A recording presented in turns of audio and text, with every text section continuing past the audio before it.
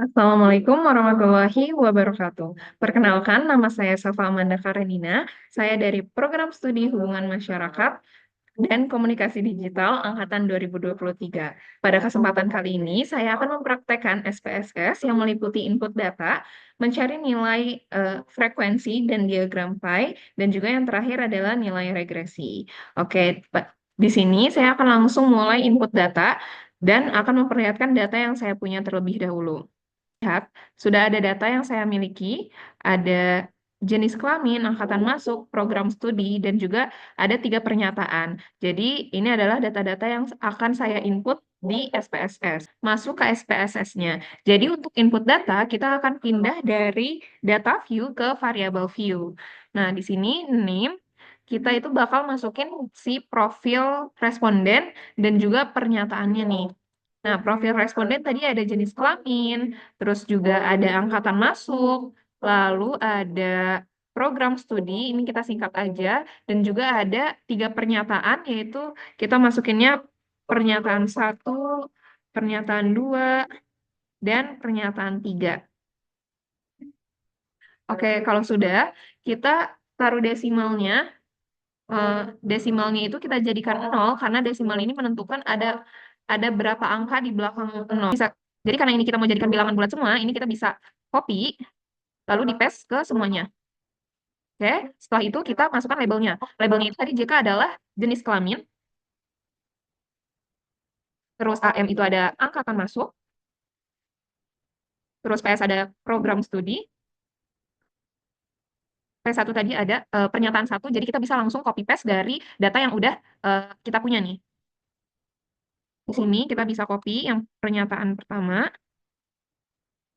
disalin, lalu kita masukkan lagi di sini.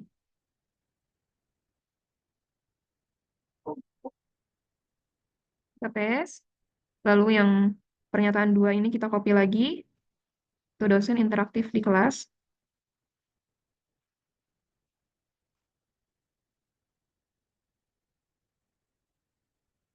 Di paste. Lalu yang pernyataan 3 juga kita copy, dosen menyampaikan materi dengan mudah dipahami. Salin. Lalu kita paste.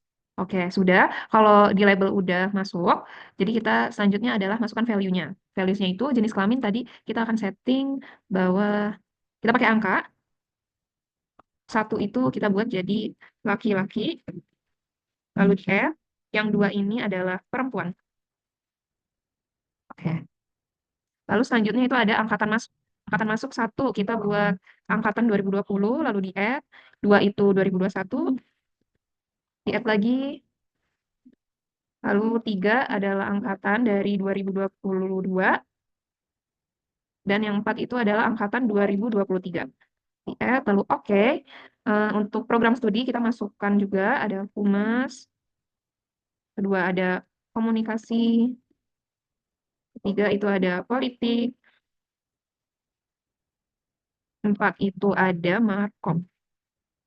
Oke, hebat aja. Lalu untuk pernyataan ini, karena kita pakai skala Likert, jadi ada angka dari angka 1 sampai 5. Angka 1 itu menunjukkan sangat tidak setuju. Nomor 2 itu ada tidak setuju.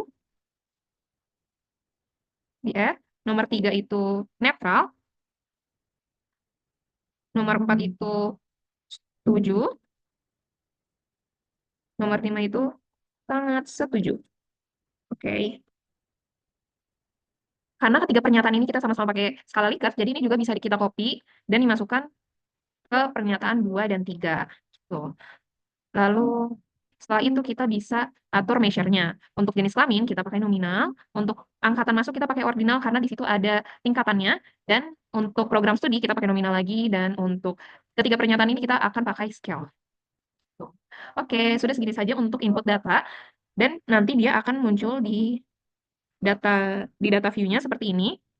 Dan ketika kita mau melihat nih, misalkan ada tulisan 1, dia akan mengikuti. Nah, jadi nanti dia akan masuk ke data view.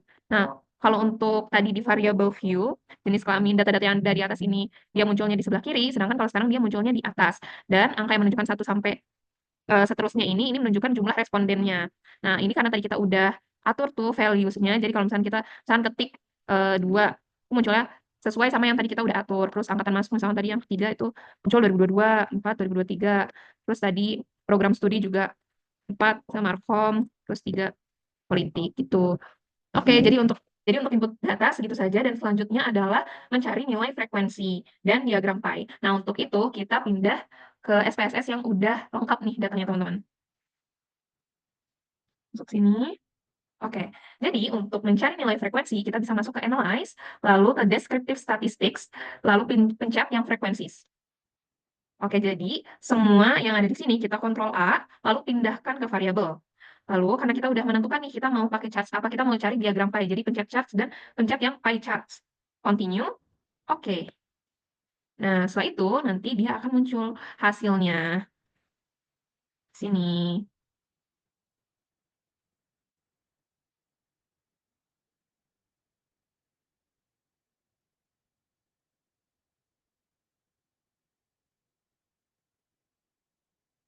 Jadi nanti dia akan muncul datanya di sini, frequencies. Nah, di sini ada frequency table. Kita coba analisis yang pernyataan pertama, ada informasi yang diberikan tidak ada kesalahan. Nah, yang valid tuh ada yang tidak memilih, tidak setuju ada 3 orang, yang milih ragu-ragu ada 2 orang, yang milih setuju ada 8 orang, dan sangat setuju ada 7 orang. Nah, total responden yang kita punya adalah 20 orang. Gitu. Jadi frekuensi itu untuk melihat ada berapa banyak sih dari satu pernyataan itu yang menjawab dari perpilihan itu, misalnya yang tidak setuju berapa orang, yang ragu-ragu berapa orang, gitu. Dan kita bisa lihat nih, tadi kan kita juga men-setting untuk melihat diagram pie-nya kan. Kita bisa scroll ke bawah untuk menemukan diagram pie-nya. Nah, ini diagram pie yang pertama. Kita kecilin biar makin kelihatan ya, biar kelihatan jelas. Di sini ada udah terlihat diagram pie-nya, informasi yang diberikan tidak ada kesalahan. Nah, ini tidak setuju. Kalau misalkan mau diatur untuk melihat nih jumlahnya, kita bisa juga kayak gini. Jadi biar kelihatan diagram pie-nya, yang tidak setuju ada 3 orang, ada yang ragu-ragu ada 2 orang, yang setuju ada 8 orang, dan yang sangat setuju ada 7 orang. Gitu untuk nilai frekuensi dan diagram pie. Untuk selanjutnya kita akan mencari nilai regresi. Nah, untuk mencari nilai regresi, yang pertama-tama kita harus compute data dulu nih. Nah, yang pertama kita harus oke.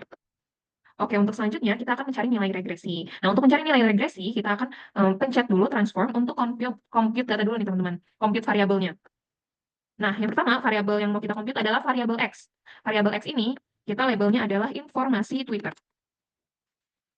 Informasi Twitter, continue, lalu kita masukkan pernyataan-pernyataan variabel X ke sebelah sini, ke numeric expression, dipindahkan, lalu ditambahkan, pindahkan, tambahkan, begitu terus sampai pernyataan X-nya sudah habis.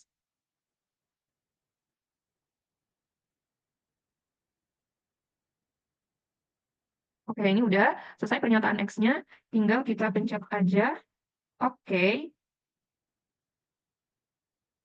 Nah, di sini dia akan langsung muncul nih, bagian X-nya. Lalu, karena tadi baru bagian variabel X-nya aja, sekarang kita compute data untuk variabel Y. Ini kita hapus, ganti jadi Y, kita hapus. Type labelnya itu adalah persepsi dari followers. Oke, kita masukin pernyataan dari variabel Y, dipindahkan, ditambahkan, pindahkan, tambahkan, sama caranya kayak yang variabel X tadi.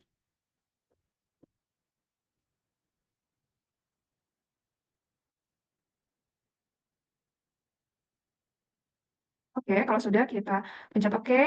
Lalu di sini juga dia akan langsung muncul nih teman-teman X sama Y-nya. Nah, kita tinggal mencari nilai regresinya nih. Pencet ke Analyze, lalu Regression, dan ke Linear. Dependent ini adalah untuk variabel Y, karena dia itu terikat sama variabel X. Variabel X itu variabel bebas dan dia tuh masuknya independen. Jadi dependent itu tadi Y, persepsi followers, dipindahkan, dan untuk informasi Twitter, X, dia variabel X yang variabel bebas, dimasukin ke independen. Lalu mencet OK, dan dia akan langsung muncul juga hasilnya. Seperti ini.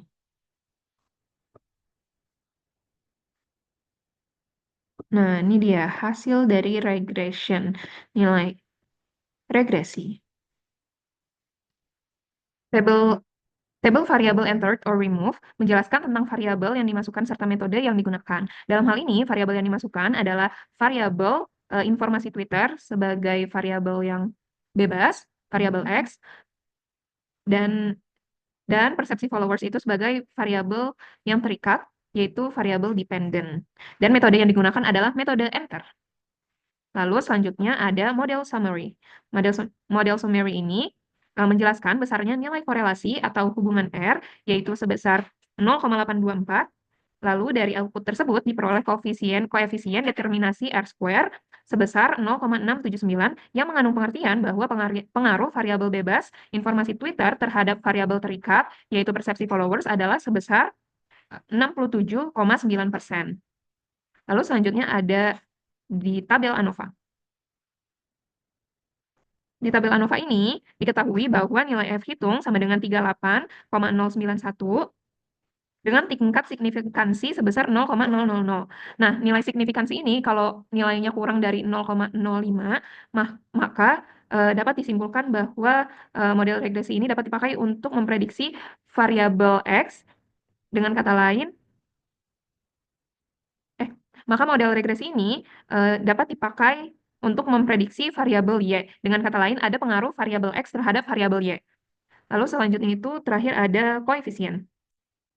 Untuk tabel koefisien,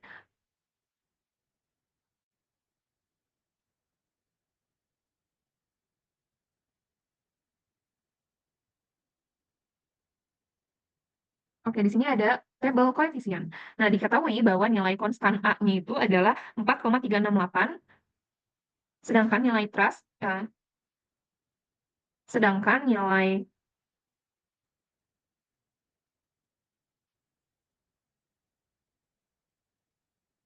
diketahui bahwa nilai konstan A itu sebesar 4,368 dan nilai B-nya, koefisien regresinya itu adalah sebesar 0,887.